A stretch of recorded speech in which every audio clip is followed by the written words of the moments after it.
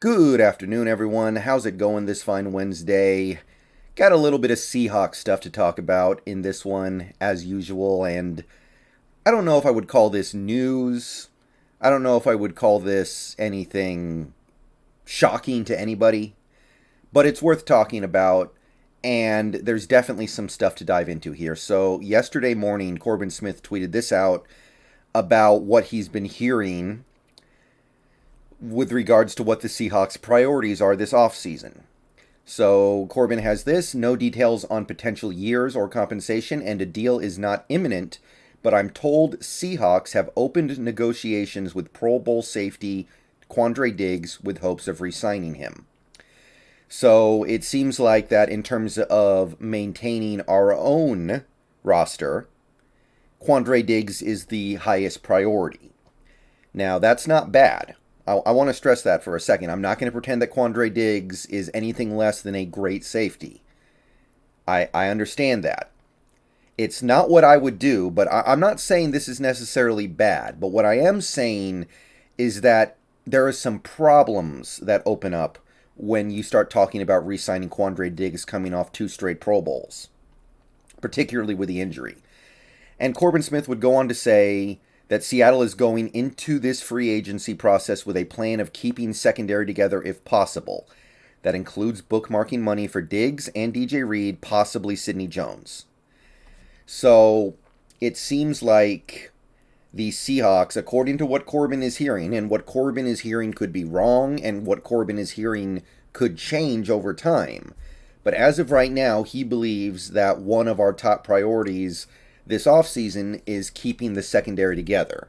And that includes giving significant contracts to Diggs and DJ Reed. Now, Sidney Jones, I'm just going to knock out right here, right now.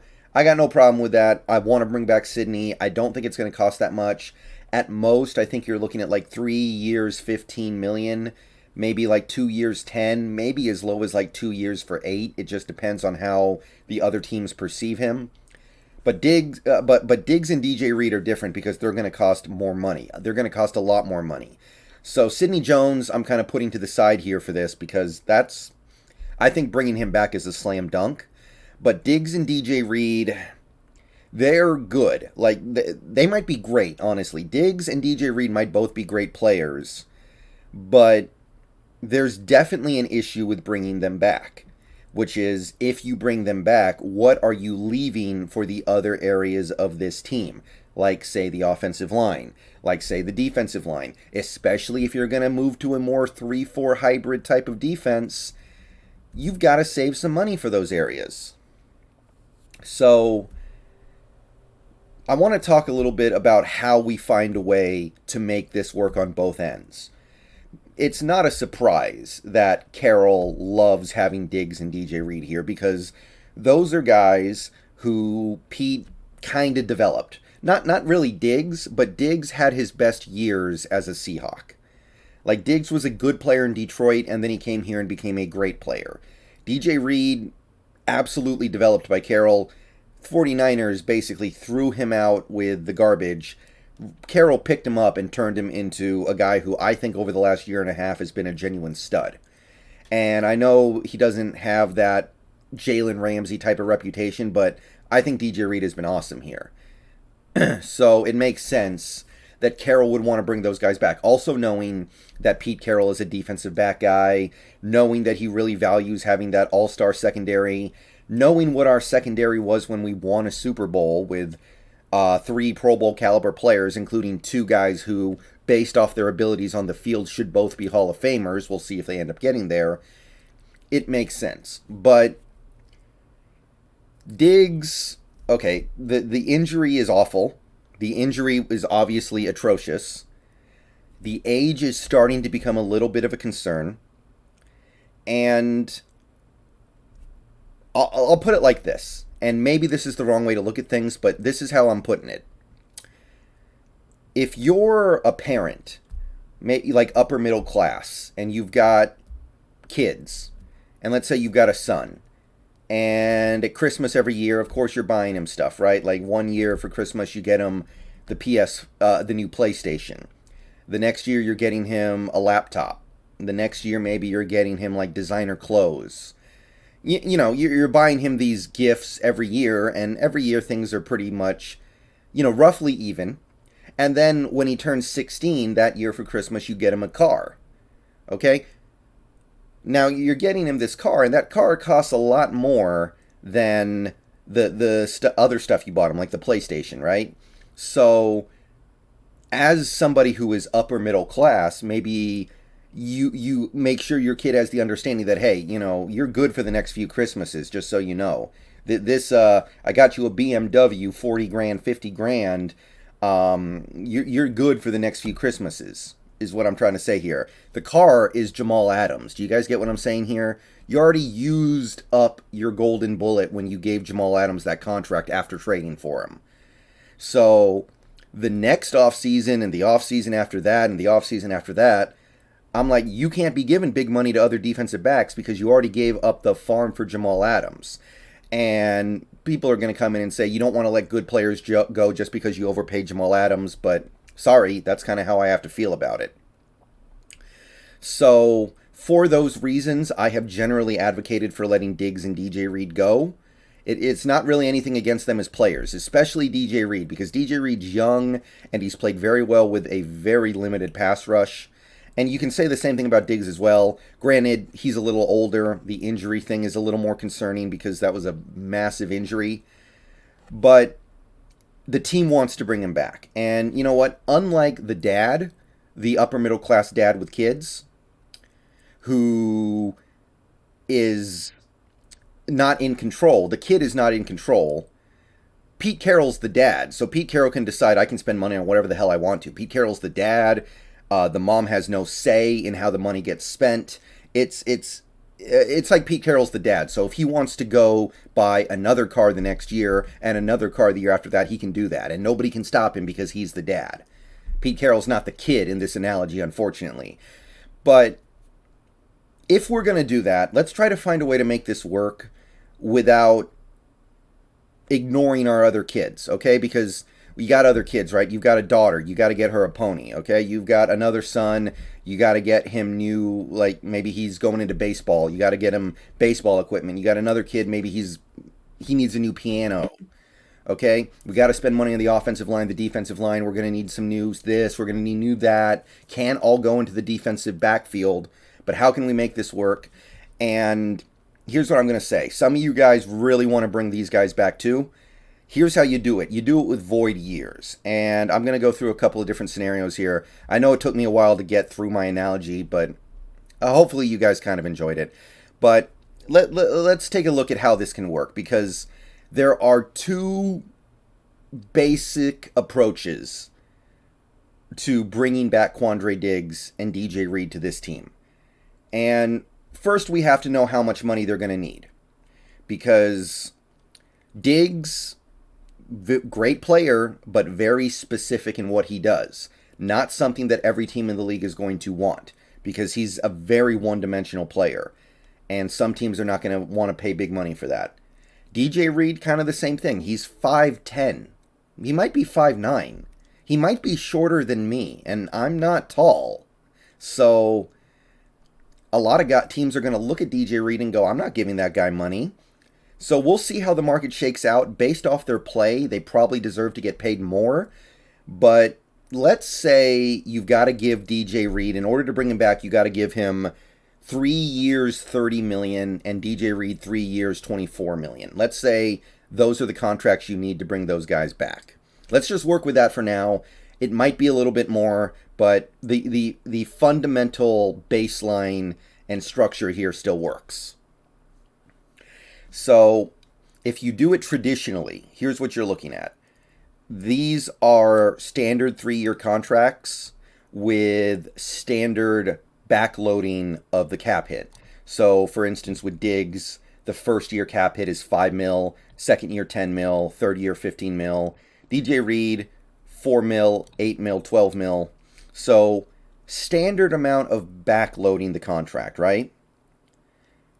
And they both equal what I just said, 3 years, $30 million, 3 years, $24 million. So the first year, $9 million combined, like 4 1/3% of the cap. I mean, that's okay. I can live with that. But very quickly here, it accelerates. You get up to, in 2023, 18 million combined. That's 8% of the projected salary cap in 2023. So now, not only are you giving a ton of money to Jamal Adams, but the rest of your secondary alone is eating up probably close to 10% of the cap. Jamal Adams is probably eating up another, what, 7% with his cap hit?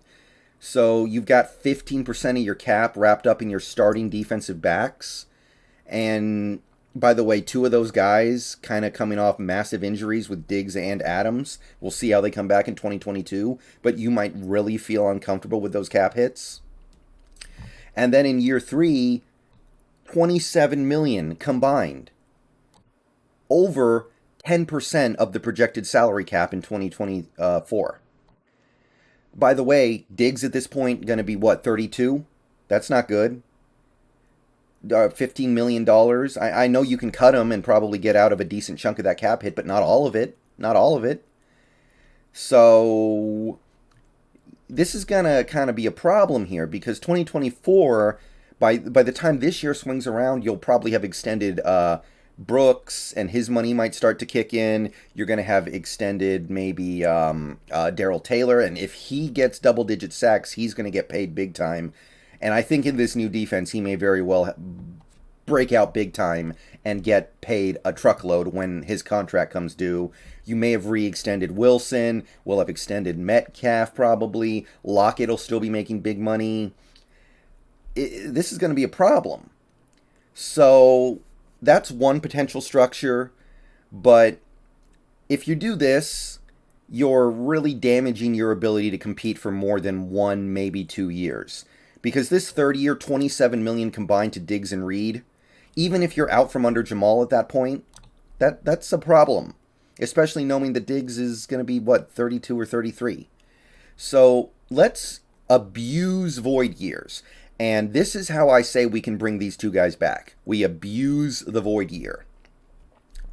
So over here, I have the exact same contract, except we're hitting the void years hard. I added $5 million void years in 2025 and 2026 for Diggs, and $4 million void years for Reed in those same years. So a third of the cap hit has been moved to 2025 and 2026 with those guys not being on the team anymore. So the first year, this upcoming season, the combined cap hit on Diggs and Reed is $5.5 million. Very cheap. Barely over 2.5% of the cap. You can't get that much cheaper than that unless you're talking rookies, right? Like, even if you sign a replacement level safety to a 1-year deal, he's probably going to get about 1 year, $2 million. So you're paying $1 million more to get a guy who's a Pro Bowler, basically. And DJ Reed, same thing.